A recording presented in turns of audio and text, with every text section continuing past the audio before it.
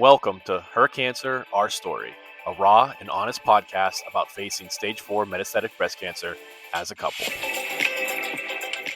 All right, welcome to this week's episode. I'm Mike. And I'm Kayla, and this is our story. Hey, good job doing that without laughing. Why do you have to call me out? Because I have to. That was what, the fourth or fifth retake? Yeah, you were laughing. You had the giggles. I did. Even prepping for this, I was squeezing my mouth together so I wouldn't start smiling. Gosh. Well, how you doing today, Kay? I'm good. I've worked out twice today. Yeah, so Look what at did you me go. do? Well, we've talked about it, I started going to the new studio in town. So I went to 5:30 a.m. yoga this morning. Woke up at 5, and then I went to a dance class tonight. A dance class? Yes. Because you're a big dancer, right? I mean, I like to dance when I've maybe had some drinks and I feel loose. When I'm stone cold sober trying to learn a routine, I'm not coordinated. And I know that about myself. I think this just confirmed it.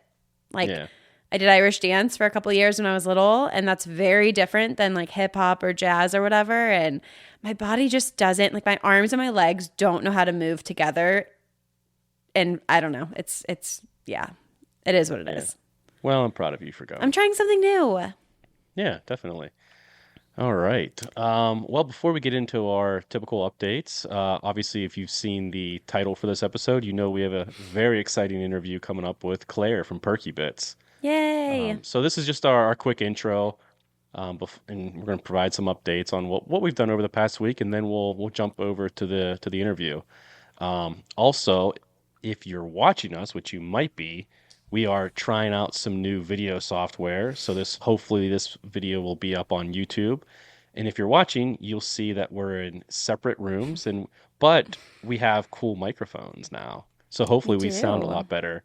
We're just trying out the software and the microphones. We're in the same house. We're just trying to figure out all this fun new tech stuff we're playing with. Yeah, thank goodness for you, because I have no desire. And I love you, but you try to talk to me about all this stuff and I have no you don't care. I don't know what you're talking about. I have no clue. And I try to listen, but I don't understand. And I'm just why are you even telling me all this? I don't understand. I know, but you're the one with the cool white microphone with the pink cover. I know, and I appreciate awesome. you. I know, I love you. You're great. So hopefully this is hopefully we're making some improvements. But let's talk about our week. What was some of the big things we had? We did the BCA golf outing. Yeah, well, first, last weekend was Mother's Day, which I guess, did we talk about that at all? No, we recorded with my mom on Mother's Day. Yeah. So I guess we did talk about what we did that day. But then, Monday morning, we both took off work that day and we went to the BCA golf outing, which is 20 minutes from our house. We offered to volunteer this year. You had considered playing, but decided not to, and decided you just would rather volunteer. It was cold in the morning. It was. Yeah. It was chilly. But it's one of their big fundraisers for the year, so it felt good to support an organization that has really supported us. And I have become friends with the director, Stacy, and she's doing a lot of the classes at the yoga Pilates studio with me too, which has been really fun. So, again, it just felt good to give back a little bit to an organization that has supported us. And they are the organization that does the support group every month that I go to, as well as a few other fundraisers that we will hopefully be able to support the rest of this year. Yeah. But do you want to go into more about the golf outing? Yeah, I mean, I don't think there's too much more we need to go into. Yeah. But I wanted to ask you, how was it for you? Because, while we were there was you met a few people. We volunteered with someone on the hole we were working with who she was a survivor. Yeah. How was it kind of meeting other people? And it seemed pretty much most of them were in the survivor, I guess, category.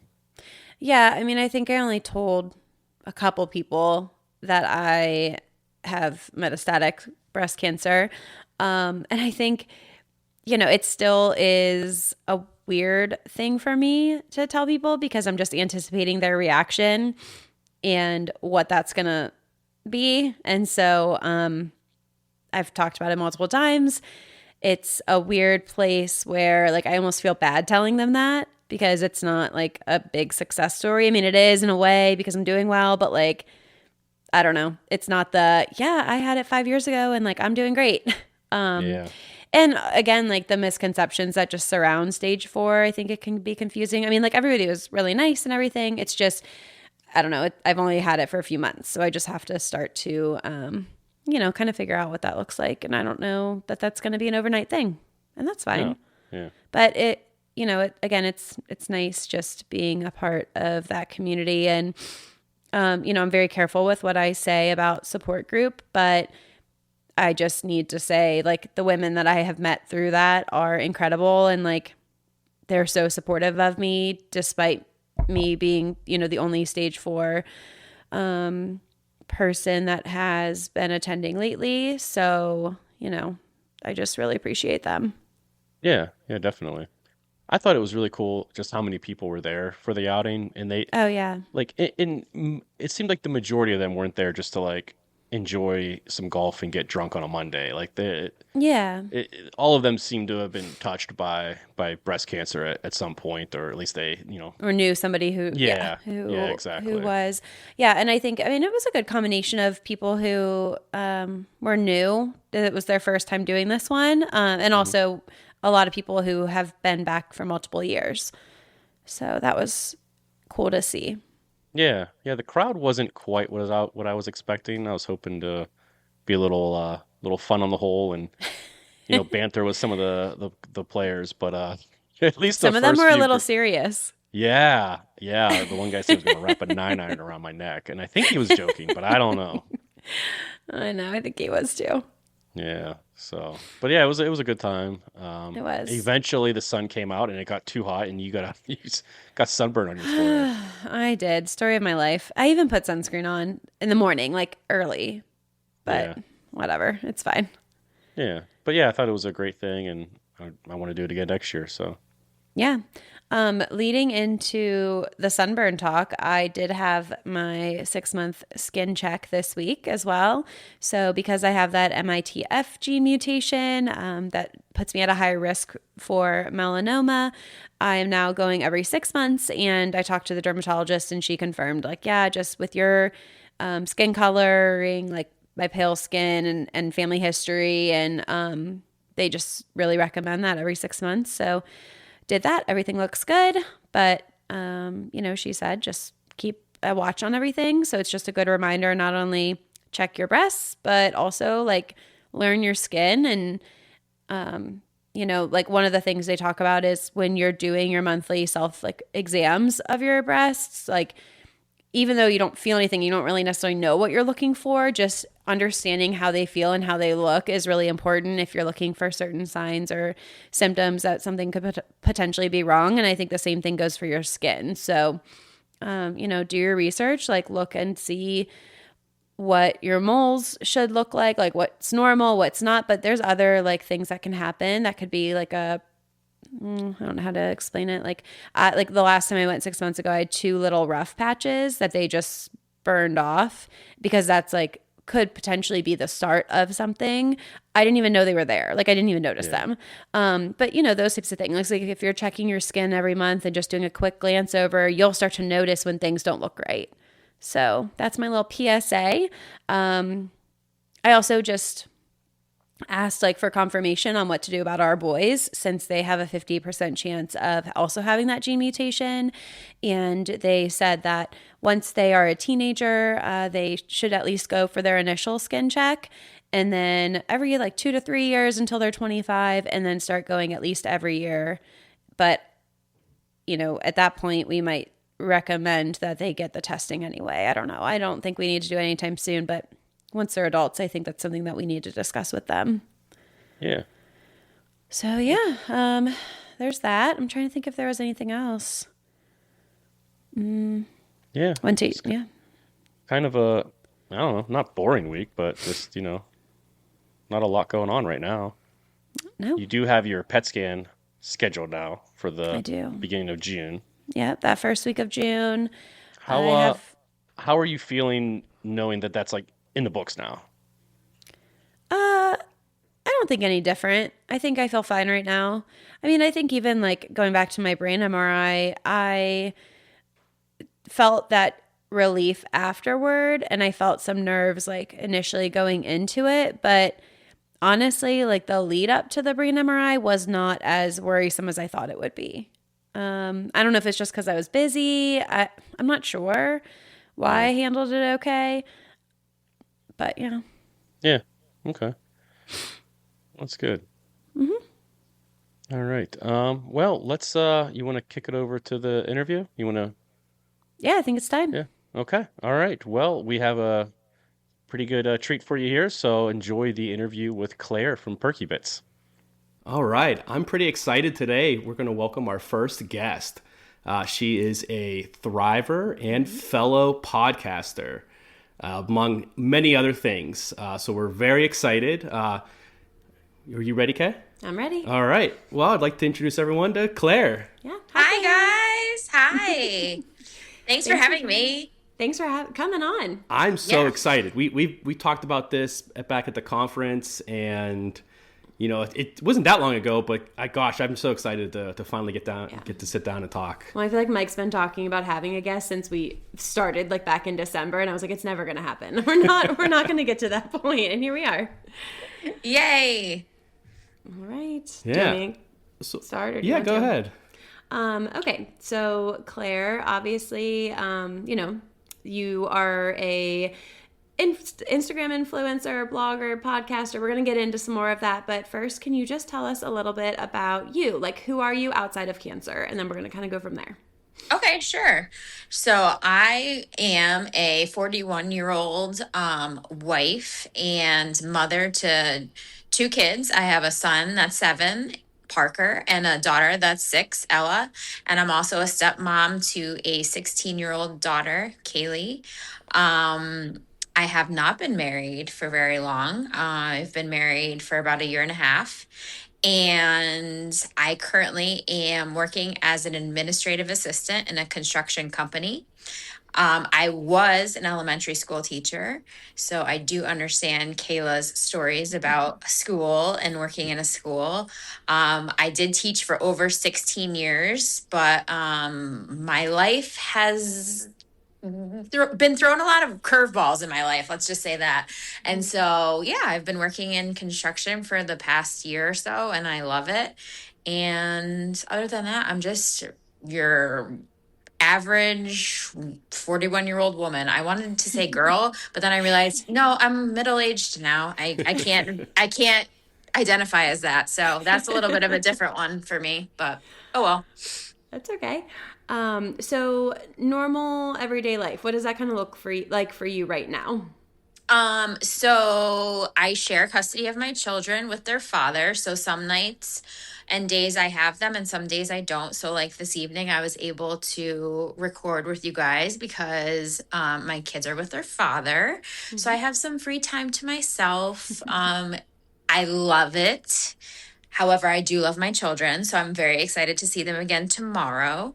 But an everyday, let me think. So I get up, I don't eat breakfast, I go straight for the coffee. I'm a coffee crazy nut person. I know you guys don't drink coffee. I'm so sad to hear that. I've tried. I I've know tried you so guys. many I times, but know. I'm going to convince you guys to at least try something at some point. That's my goal in life now. I did decided. try an iced latte last week. We had teacher appreciation week and we get like a free coffee card or whatever. So I tried like a really little one. I just get super jittery. So I don't know. But She it can't didn't handle taste caffeine. bad. Like I was like, okay, maybe I could do it occasionally. Yeah, exactly. Just have to like nudge your way in there a little bit Yeah. with the coffee. And then I get all my stuff ready. I go to work, have my wonderful work day, try not to think about my cancer stuff, and then either go home and pick up the kids from school or come hang out with my husband here and try to work on my many cancer projects that I'm working on at the moment. So, Yeah, Awesome. well, I want to get into that later, but you're getting very busy. I've seen some of the teasers you put out on yes. Instagram. Yeah. That's In fact, exciting. Exciting. to, in fact, today by accident, I was late for a Zoom meeting because I thought it was at 11 instead of 10 o'clock in the morning. So I showed up 20 minutes late, but thank goodness one of the other ladies was late too. So then we Oh, had to good. postpone it. So Oh, nice. That worked out for you. yeah, it did. Well, we definitely want to hear more about your family and everything. But first, we want to kind of start really quick with a small win for you this week. So, what is something that, I mean, I know it's still early on. In the So, last even if week. you went into the Yeah. last week, that's fine. No, this is perfect because I just told you guys that I'm in like a fantastic mood because my win was I've worked out twice this week. That is Yay. huge. I have not been working out like at all the past couple years just because my life has been in like disarray, and I've finally decided like last week that this is what I need to do to help myself for my mental health, my just everything, my physical health. I just feel like it'll help me in the long run. So that is my gigantic win for this week. That's awesome. Yeah. What's your favorite kind of workout? Um, I do love a CrossFit type workout with Okay. barbells and heavy weights, but today I did Nice. kickboxing Oh, yeah. and I decided to kick the shit out We of the can say No, bag. you're we can say fine. Okay, shit. okay. I was gonna say I'm definitely a swear at night and in the evening when there's no children around. Sorry. We'll put that explicit on there. It'll be fine. Okay. No, but I know we've talked a lot about how we've connected so much. And like I've also been struggling with working out, especially the last year or two, really since having our second child. And I've worked out twice in the last week as well. So, Oh, there you go. Yay. yes. Good for us. See, we're on the same wavelength. Yeah. All right. So you kind of want to dive into some of that early stage. So that's where you and I are a little bit different. I've obviously shared my story on our podcast, but we would really like to hear from you because you started off with an early stage diagnosis at a younger age. So can you kind of give us an overview of that early stage diagnosis to start? Yep. So actually, I realized on Thursday of last week that I found my lump in the shower 12 years ago. Wow. So that was like a crazy day. So just the way my life had taken me, I was living back home at the time. I was 29 years old. I was in the shower and I literally thought I was having a heart attack. And I felt such a sharp pain across my chest. And so I went like this, like that, because it like took my breath away. And then I was like, and I felt what felt like a golf ball. And I like instantly knew that something was wrong. Like all of a sudden, all these thoughts are running through my head. I remember I felt like sick to my stomach, and I called my OB that evening and they're like, yeah, it's probably nothing, but come in the following morning into the office and we'll check you. And I remember feeling so guilty because we had just received an email from our principal at the time that night and was like, we're super short staffed for substitutes Friday morning. Please try to be here if you really can be here. And I'm like, oh Jesus, like I have to ask to leave school for like a little while because I just found this. And I'm like, well, she's a younger woman. Hopefully she'll understand. And she's a mom. And I wasn't a mom at the time, but I was just like, I'm sure she'll understand. And she did understand. I called her that evening too. And I was like, this is what happened in the morning. Can I scoot out, from school for a little while and then come back? And she's like, yep, sure, whatever you need. And so that's what happened. The next day was a Friday morning. I left again, the same type of thing. My OB checked me and she was like, yeah, this could be something, but probably not. You're 29 years old, whatever. And she sent me for like an ultrasound and a mammogram. And that just got the ball rolling. And from there, it's kind of a blur. I ended up having a lumpectomy July 7th, 2014. Wait a minute. Can I back up for a second? I'm going to back Yeah. up for a second. Sorry. I like to go in chronological order. That's how I remember everything. So that was May when I found my lump. June 2nd was a Monday evening. I got the phone call at 10:30 at night. these things just like stick in your brain. It was from the breast surgeon, and she said, I've been in surgery all day. I'm so sorry that I called you so late at night, but I just couldn't go to bed knowing that I had this diagnosis on my desk. So I want you to know that we did find cancer in your biopsy. And so I will meet with you in a couple of days and we'll go over everything, but don't worry, you're young, you have a bright future ahead of you. And I just remember like breaking down, and I know my parents were out in the hallway, and I remember coming out of my door and they just looked at me and they knew something was vastly wrong, and my mom like crumbled in the hallway. Like it was just Wow. not a good evening. Lots of sleepless nights, but then something like clicked in me, and I think it's similar to like what happened now, where I was just like, okay, I can't change the situation. So you just have to accept it, move on, and just kind of take each day as it comes, and just like know that you're choosing what feels intuitively like right for you. So I opted for a lumpectomy that happened July 7th, 2014. Um, my initial diagnosis was stage 1, but when they took my tumor out, I ended up being stage 2 because my tumor was all the way down to my chest wall. Okay. So it was pretty large. And that meant I needed chemo. So before I started chemo, I got my eggs harvested because I knew I wanted to have a family one day.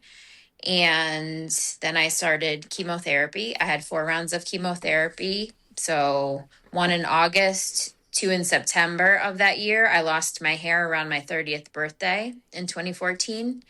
I had my last chemotherapy in October. And then a couple weeks, I had like a rest. And then I started radiation on a daily basis. And I had 36 rounds of radiation. I literally convinced my oncologist, because I'm very convincing, to schedule my last radiation appointment for December 30th. So that way I could kind of like close that chapter at the end of the year and start the new year in 2015 fresh. And I was put on tamoxifen, and I was on and off of that for 8 years. I went off of it to have my kids. So yeah, that was kind of like what early stage breast cancer looked like for me, at least. And I know I talked a lot. I'm sorry. No, that was great. Thank you so much for sharing. Mm-hmm. Did you have any follow-up questions before? Yeah, so being so young, what was it like as far as the support you got from those around you? You know, because like Mm-hmm. I couldn't imagine. I'm 42, and it's like hard for me to grasp this situation. I don't know, like as a 29-year-old, how to support someone. Like I don't like. How did you find the support from your friends and everything at that time? Yeah, that was, first of all, I had a great group of friends, and I still have a great group of friends that supported me right away. One of my best friends from high school, she was actually a nurse at the hospital where I got a lot of my testing done. So she would sometimes come and find me during my appointments and just sit with me for a few minutes in the waiting room.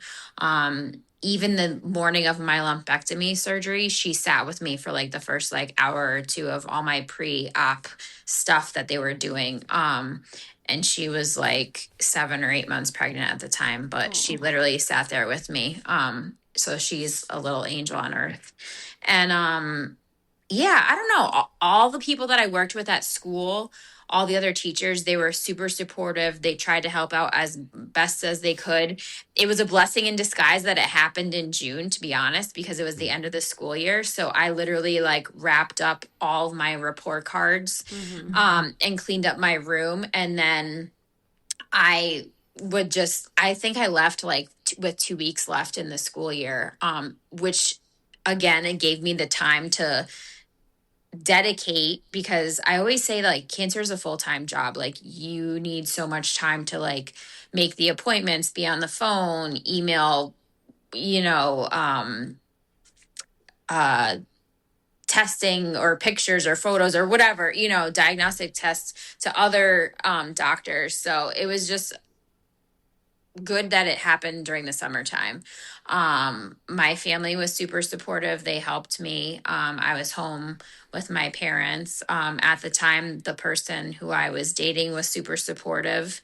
Um, I had a lot of people just kind of rally behind me. A lot of like random strangers kind of like poked out from I don't even know where and would like send me like items in the mail and like little presents, and like it was really like it was overwhelming but humbling, because you always think that you're not going to be in that position to accept help. And so then when people don't know what to do and they want to help, that's how they show their love and support, is by like sending little like surprises or presents or bringing food and that type of thing. So it was good. And I'm trying to think. I didn't have any family history, so I didn't really have anybody to really talk to, but oddly enough, I had a student whose mom was going through it, but she was a few months ahead of me at the time. Okay. And she was my right hand woman. Oh, cool. And Nikki,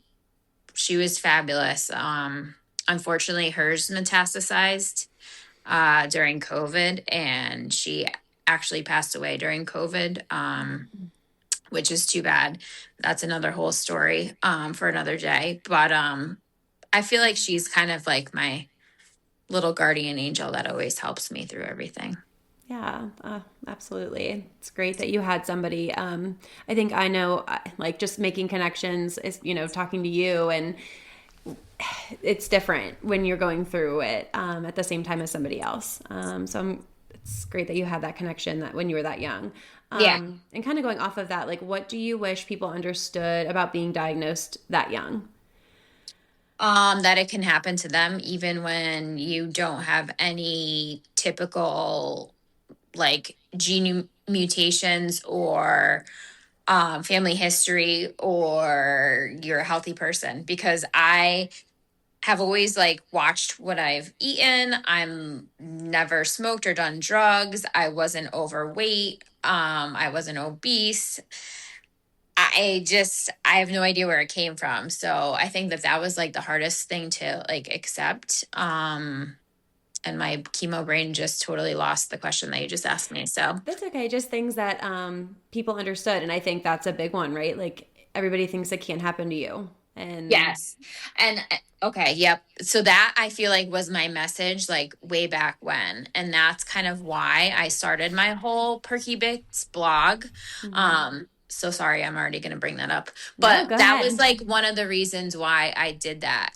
It was kind of like twofold. It was like actually threefold. It was like to share my story, because I felt like I was not your typical breast cancer patient at that age. That was number one. Number two was I had family and friends that were living all over the world at that time. So that was my easiest way of like saying the story once. Not that I mind talking about it, and I didn't back then, but I just felt like it was easier to just like say it or type it, and then everybody could figure out what was happening at the same time. And then I just noticed that as I started to blog and started to write about it and my feelings, that it was cathartic and it helped my mental health so much. And then I've always been a clown.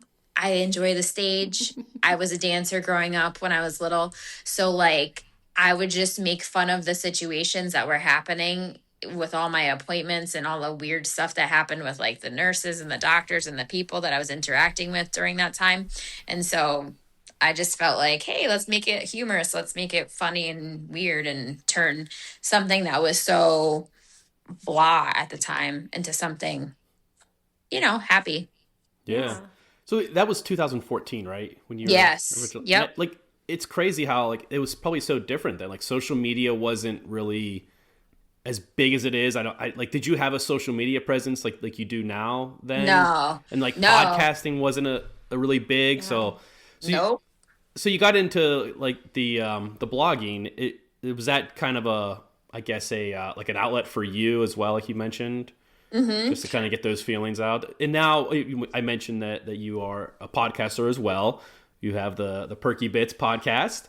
Yeah. Do you find one more I guess, like therapeutic than the other? Or I guess, like, do you do them for therapeutic reasons or? I kind of do both for therapeutic reasons. I feel like my blog is easier to access for myself because it's on my cell phone. So even if I'm like waiting at a doctor's appointment, or I'm waiting for like information, or I have like kind of like these thoughts that like won't go away in my head about the breast cancer, then I type it up really quickly and then I can post the blog really fast. And then I feel like the podcast takes a little bit more, set up, as you will, the sign, my microphone, trying to get all the links and everything ready. So that takes a little bit more practice and a little bit more, time to set it up. But I feel like I'm kind of myself in both. I just talk to everybody via my blog or via my podcast the way I am talking to you guys, or the way I would talk to anybody or any of my friends. Like, I'm very blunt. I've always been very blunt. I always tell people I was blunt before cancer and I didn't really have a filter. And then after cancer, forget it. Like, I'm going to tell you what the fuck is up, like, all the time. And you either take it or leave it. And sorry, like, that's you're going to get that. But I think people respect me more for that just because I don't dance around the point. I love it. Yeah, well, and I think like what you see is what you get with you, and like what you hear is what you get. Like listening to you on the podcast, but then like meeting you in real life and then talking to you tonight, it's the same all around. It's the same Claire. Yep, exactly. So, like, you are authentic 100% all the way around. Thank you. Yeah, of course. Okay, so I think we want to go into some more of like the stage 4 transition and the recurrence. So can you walk us through how you found out about your stage 4 diagnosis, and then what treatment has looked like for you since that time? Yep. So like I mentioned, I was on and off tamoxifen for 8 years. So I finished tamoxifen at the end of 2024. Is that right? Yeah, 2024. Yes.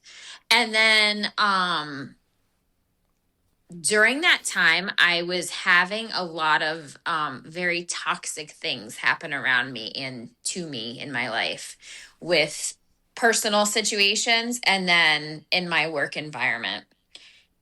And wholeheartedly, I believe that those toxic situations created so much stress on me, and that the stress and the cortisol and all the crap in my body and the dormant breast cancer that was hiding out and sleeping in there got brought back up from that. Because then during last year, so that would be 2025, I felt fine. I've had 11, almost 12 full years of clear scans of my perky bits. And all of a sudden during last summer, I started to get like these GI symptoms, and I'm like, what is going on here? Like, this is bizarre. So I would be like eating and then my stomach would bloat like immediately. Or I would have, sorry if this is TMI, but again, I'm being real here. I would have like a few days of like constipation, followed by a few days of like going to the bathroom way too much. And I was like, what is going on with my stomach? So I went to a couple different GI doctors. I tried a couple different things. Nothing was getting better. I tried a nutritionist. That got a little bit better, not completely. And then as soon as I would eat like a little bit, my belly would bloat and I looked like I was 6 months pregnant. Like, my daughter was convinced that she was having a baby sibling. And I had to be like, no, there's no baby in my belly. So I was like, something's very wrong. So finally in the fall, I'm like, I got to call my oncologist. Like, what the hell is going on here? So I ended up seeing him, and he's like, yeah, something's not right. So he ordered a CT scan of my abdomen, and I actually went, it was actually like late fall, early winter. And I went for that on Christmas Eve at 8 o'clock in the morning. And then by 9:30 in the morning, he was calling me saying, I'm really sorry, but what's going on with your belly is you have metastasis to your liver, and you have fluid built up all around your liver and your abdomen from the metastasis. So that was my Christmas Eve present. Welcome That's to so Metastatic. shitty. It is, but it isn't. I always think of it in two ways. So he said, I hate to do this to you. I'm sorry. But he had seen that through the my chart. And I know you guys talk about the my chart Yeah. thing situation. I had already seen my results. So he saw that I saw it. So Okay. he wanted to kind of like back it up and be like, hey, this is the situation. Yeah. So he's like, I'm so sorry. I hate to do this. I'm like, nope, it's totally fine. Like, I'd rather know now. Yeah.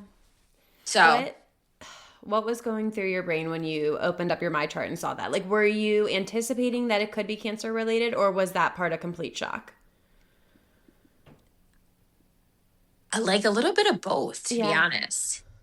Like a little bit of both. Like I feel like in my heart of hearts, I called the oncologist because I felt like I knew he would get down to the bottom of it faster than anybody else. And I'm now kicking myself. Again, you can always say the what ifs that I didn't think of him sooner, but it really wouldn't have changed anything. But I also feel like I didn't expect it to be that, because the emphasis as an early stage breast cancer survivor is always, oh, make sure you check your breast, make sure you do self exams, make sure you get your mammograms, make sure you get your breast MRIs. That's what the emphasis is put on. And so my biggest thing now, and I know I've spoken to you guys about this before, and I'm trying to tell everybody and their mother, is that not enough is talked about what a metastasis can look like. And I feel like, especially in your, like, you and I obviously have a little bit of a difference because you were de novo, but like that wasn't even really on your radar either, correct? Like, so like, I don't know. I feel like there needs to be more education in the whole healthcare system about here's what metastasized whatever type of cancer can look like. It could show its form in doing this to you, doing this to you, doing it. Like, it's not talked about enough. So I just feel like that's like a huge conversation that needs to happen. Absolutely. Yeah. So That's definitely. Yeah. So the time in between, you know, we hear a lot about the 5-year mark as like a big milestone for survivors. Like that's when like people can breathe again, apparently. And the 10-year. Yeah, Right? yeah, So- and you went past that. You like you doubled that to the 5-year, and during that time, did you ever let yourself emotionally feel cancer free? Like, were you free of cancer physically no, and emotionally? No, okay. nope, no. There's always that like little voice in the back corner of your brain that's like any little type of pain or bump or whatever. And I'm sure, Kayla, you probably understand what I'm talking about now, because you're thinking in your head, oh, is this cancer in a different spot? Oh, is this cancer in a and so my voice was always saying, oh, is this the breast cancer? Oh, is this the breast cancer? So any little abnormality, there we go. Thank you. Wow. That I felt in my perky bits. Sorry, Mike. Like I was like, oh shit, the breast cancer is back. So I would call my surgeon, but they were so good about getting me right in, and they would like do whatever and try to check it, and nothing was ever found, obviously. And so yeah, like mentally, yes, like those 5 and 10 year marks, I'm like, okay, cool, okay, good. Like the farther I am out, the better I am. That's what people always told me. That's what all my doctors always told me. But then in December and then January, once I started treatment, which I know I just realized I never answered that question, so I will tell you what my treatment is. That's okay. That they're like, yeah, you're special, Claire. You're in the 1% to 2% that this shouldn't have happened to, because back in 2014, you did the most aggressive forms of treatment that were offered for what your stage and what my grade and what my tumor looked like. And back then, there was a test, and I think there still is a test called an oncotype or an onco score. And so they tested my tumor, and it was 95% like accurate that if I did chemotherapy and radiation with my lumpectomy, that it would never come back. But obviously they said also, now they said, well, we never really know if it would never come back. So they're Well, and I like, think go ahead. the oncotype is just interesting because, yeah, for me, like, I never really had the opportunity to like go through all that. So I think it's great for our listeners to hear that part of it, because that is something that comes up a lot with that early stage, right? And you Right. kind of get the, hey, you're in a really great position because you have this, and this going for you. But like you said, you're in that 1% to 2% that maybe, you know. Yeah. And I'm like, sweet. I always knew I was special, but I didn't know I would be special in like this sort of sense, like in the Yeah. cancer world kind of thing. But you just learn to roll with the punches because, again, you can't change it. So you just have to find like the silver lining in it all. And so it's like, now I see that like there's so many advances and it's not a death sentence, and I feel and look totally fine. And I think that surprises a lot of people. I'm sure you, Kayla, feel that way too. Yeah. Like I have a lot of people that are like, oh wow, you look great. I'm like, thanks. I know I'm just me still. Like nothing really has changed. But so they did know it was my breast cancer that had metastasized because my breast cancer was hormonally positive, and Okay. so the tumors on my liver are hormonally positive as well.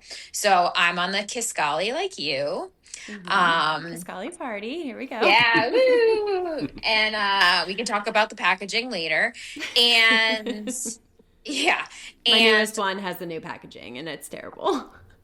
it's insane. My dad was literally watching me like press out the blister pack or whatever it's called last night, and he's like, "What is that?" And I was like, "Yeah, this is my pill that I have to take." And he's like, "That's a lot of like stuff." I'm like, "Yeah, no, Dad." And the paper circles get everywhere. And Yes. I now learned to flip it over that's smart. and you press it up, because then I can't tell which ones I've actually done, because before I could press it down and it was clear on top so you could tell which ones you had already pressed out. But now you can't. So anyway, I mean, we could like have a whole podcast just about the Kisqali packaging, but we won't do that. Novartis, if you are listening, is that Novartis? I think it's Novartis. Yeah. Yeah, Novartis, if you're listening, please change it. Yes. So yeah, so I'm on Kisqali. I'm on let me think. An Anastrozole daily. So that's like tamoxifen, but for postmenopausal women, because now I'm in medical menopause. I get a Lupron shot monthly, and I get a Zometa infusion for my bones monthly. And I also have high blood pressure because of everything now. So now I'm on 2 high blood pressure medications every morning. So yeah, I'm feeling like I'm twice my age, and so is my hair. My hair is falling out. It's thinning. It's going gray faster. I don't know, but it's fine. That's like the least of my worries. I know. Like if I have to be bald again, I'll totally rock the bald. I don't care. Yeah. So. 2 things that I wanted to go back to. One was you specifically mentioned that they were able to tell that the tumors or the lesions or whatever in your liver was the breast cancer. And I think that's a common misconception for a lot of people who don't know a whole lot about like metastatic cancer, because often they think, well, if they found it in their bones, then it's bone cancer. If they find it in your brain, then it's brain cancer. But that's not true often. Especially in your situation. So just wanted to highlight that part. Yeah, definitely. And I think that's huge too, because yes, unless you're living in our world, you don't understand it. And it's hard to explain to people, but I have to keep telling people that no, I don't have liver cancer. No, I don't have bone cancer. It's the same cancer that was in my breast has now traveled to my liver and my bones. And they know it's in my liver because they saw the tumors, and I had a liver biopsy. So that's how they figured out that it was the same components and hormonally driven. So yeah, I think that's a hard thing. And I'm going to admit it myself. And I'm sure you understand this too. Like I didn't fully understand metastatic breast cancer until boom, after Christmas Eve, that was like, woo, welcome to this metastatic world. So yeah, you get thrown in, whether you like it or not. Yep. And so overall, I know you said your hair is kind of thinning and you're just noticing some little things, but overall, how are you feeling at this point now that you're several months into treatment for your MBC? Like, just how are you doing with that? The physical side effects and all of that. Yeah, I feel good. It's just like stupid stuff. And I'm sure you can like understand and attest to it. Definitely hot flashes randomly. Like at night, my husband's like, "What are you doing?" I'm like opening the windows, turning on the fan. Like I'm cold when I go to bed in the middle of the night. I like throw off everything. Like I'm just like a hot mess and that, or even in the car, like everybody else is cold. I'm hot. I'm rolling down the window. He's like, "What are you doing?" So like we're all over the place in that respect. So that's kind of funny. My hair is definitely thinning. My oncologist says it's because of all the hormones.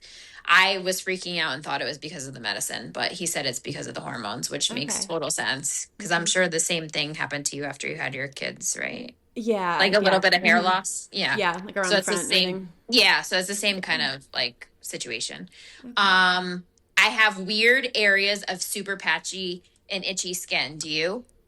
Yeah, actually, that's really funny that you said that because I thought I had poison ivy and then I was like, maybe I don't. Maybe it's just like random. And then it goes away. But then just this morning, I was like, oh, I have like a couple little things. Yes. So now in my bag of tricks, because I like Mary Poppins, I literally carry around a cortisone cream with me wherever I go because otherwise it gets so itchy and then I like break out in like these like little hives from it.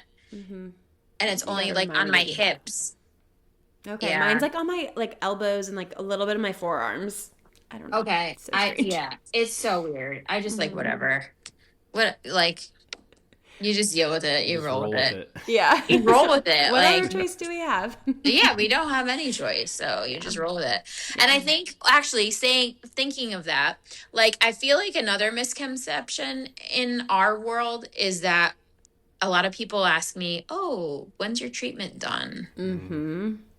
And that's like the awkward part. Yes, it is awkward because I'm like, how much do I really want to tell you? Like, I've said this before on our podcast, like I don't like making people feel bad and I need to work on that on myself, but how do you handle that? I'm like, sorry, it's never going to end. I do feel bad that people feel bad, but I don't want to feel pity. I know. But people, I think, feel pity for us. Yeah. I hate that. I'm so sorry. Like, I probably said that to people too, like, on the flip side of it, like years ago. And now that I'm like living in this world, I'm like, oh, why did I say that to people? Because like, what do you just say? Oh, thanks. Like, I don't know. And then I want to be like, I'm not dying. Like, I swear, I'm not dying. Yeah. Yeah, it is awkward, but then I just try to make a joke and just say, oh, but I'm fine, you know. Yeah. The dark humor comes out a little bit. Exactly. Like, they are not quite, they don't see the humor in it. So I need to be careful. Yeah, exactly. So I don't know. Yeah. Mike, any other questions before we kind of move into the next part? No, I don't think so. Okay. So we hit on it a little bit, just like your involvement that you've kind of just dove in head first into a lot of different things. You and I have talked a lot on the side about some things that you're kind of getting into. We've seen some things posted. But first I want to start with, you've chosen, before with your early stage diagnosis to put a lot of your experience online, just for the public to see. And then now, I guess, kind of as technology has changed, you've continued to do that, but then you also have your Instagram and you have your podcast. So what made you decide to do that? Because not everybody does. Yeah. Because this is the way that I am. I'm a very loud, in your face kind of person. And it's like, what you see is what you get. And so I just felt like I had to continue being myself and sharing my story because that's like one of the ways that I cope with it. I just feel like, again, and this sounds repetitive, but like I thought it would never happen to me. I'm like, oh, I'm going to have it once and it's just going to stay away from me and it's not going to come back. And I was wrong there. Then here I am. So I just feel like there's other women in my shoes and there will be other women in your shoes as well that we just have to teach and tell them about this, because hopefully we can help save others. Yeah. No, I love that. And I think one of the questions I had for you a little bit later, but I think I want to ask it now, like, if you were sitting across from somebody who was newly diagnosed metastatic, whether it was a reoccurrence or de novo, what is something or a couple of different things that you'd want to tell that person? Oof. I know. Heavy question.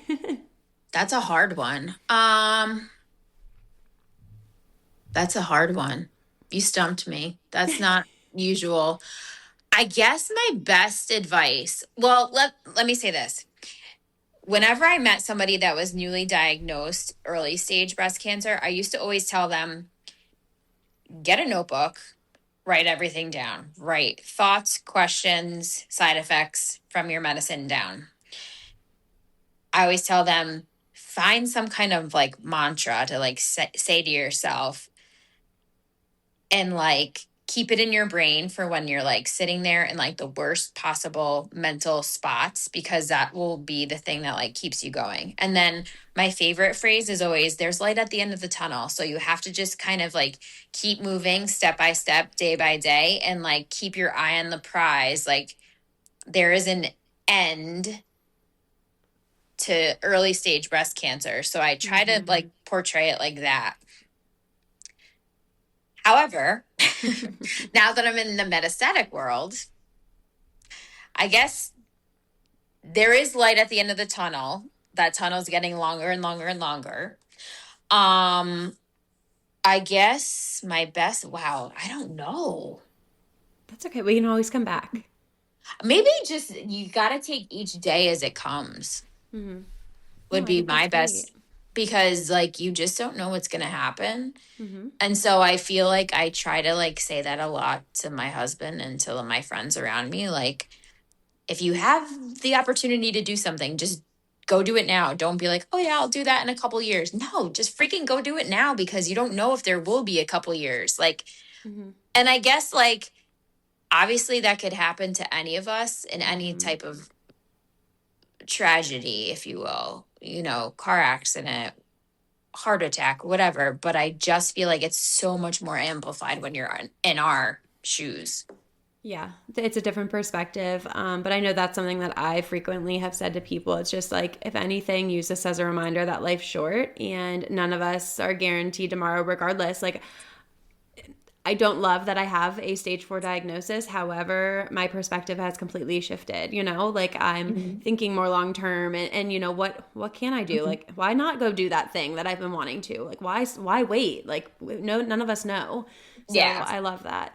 You mentioned a mantra. Is there one that you personally have? So I've always said to myself that everything happens for a reason. And I actually have a tattoo of that on the top of my right foot. And the first E in everything is the pink breast cancer ribbon. Okay. So I've always thought that just like life has a funny way of like working itself out and has a funny way of like making sense, even though at that time it might not make sense to you. Years down the road, you might think back and be like, oh, that had to happen in order for me to be here in my life. So I feel like I've always said that to myself, and I have found like peace with saying that to myself. Because I feel like I was given breast cancer, if you will, in order to teach other people what it's about and to share my story to help other people. So if I've helped at least a few or a handful of women or men, because men get breast cancer too, then I've done my job as a human being on this earth. Yeah. So that's what I think. That's great. Okay, go ahead. So I know you've talked about this in one of your episodes on your podcast, Perky Bits. I want to know, for our listeners. Yeah, I know where it came from, but our listeners, like, it's, you know, I knew where you were coming from that. So yeah, all right. I think it's a great story too of how you came up with it. It's with so good. Your dad being involved and everything too. Yeah, hilarious. Okay, so mom and dad, if you're listening and eventually listen to this, sorry. So in my family, we've always been very like quiet about personal matters and things, if you will, if you catch my drift. So when I got breast cancer, it was like opening a new door. Like, hello, we had to talk about boobs all the time. And my dad is very like not like that at all. So I had to literally be like, Dad, you just got to talk about my boobs. Like, you're going to have to deal with it. Like, it's going to be a part of our life. Like, so get over the fact that your 29-year-old daughter has boobs and now has breast cancer. So, like, that was kind of like the running joke. So when I originally wanted to do the blog, I'm like, I'm very brash sometimes and blunt. So I came up with perky tits. I'm like, oh, I want to call it perky tits. And my parents looked at me like, what the fuck are you thinking? They're like, you're a first grade teacher. You cannot have a blog called Perky Tits all over the internet. And all these parents and people in town and blah, blah, blah. And your student. And I'm like, fine. So they like totally like rained on my parade. Well, my father's been in marketing his whole life. So he's like trying to think with me. He's like, how about we call it Perky Bits instead? And I was like, there you go. So the Perky came from my breast surgeon, the day that she sat down and explained my whole early stage diagnosis, said that I got breast cancer because I had perky breasts. Huh. I don't know. It's not, I don't really feel like I'm perky. I'm definitely not perky anymore.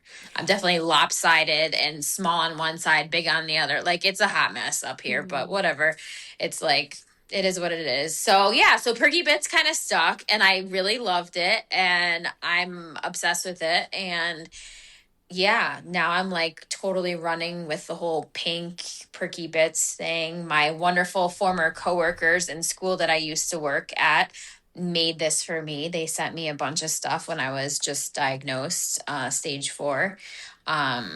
So shout out to those people at Thalberg that I still love because there's a few people, that's another story. Yeah. So yeah, that's how I came up with Perky Bits, Mike. Perky Bits. I love that. Yeah. Love that story. All right. One more thing before we kind of move on.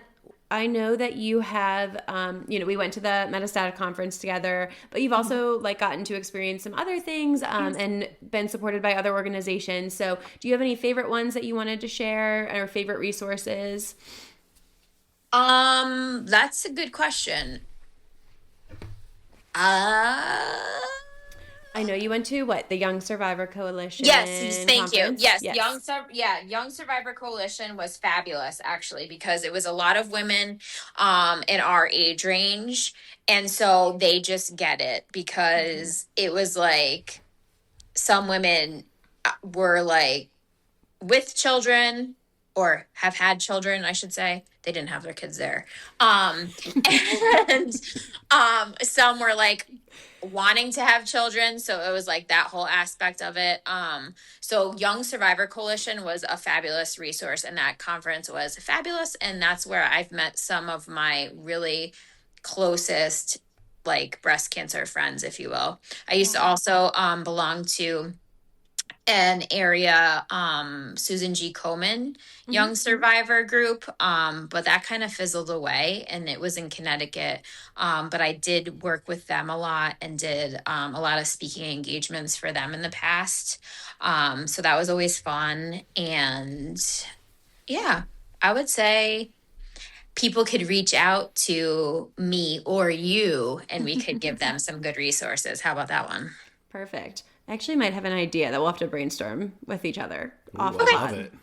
I've been thinking about it. I've been rolling it around in my brain, but okay, I have we'll come lots of back to ideas too. Okay, so now we might get into a little bit of more of the emotional side for a little bit here, and then we'll like try to wrap up with some fun things.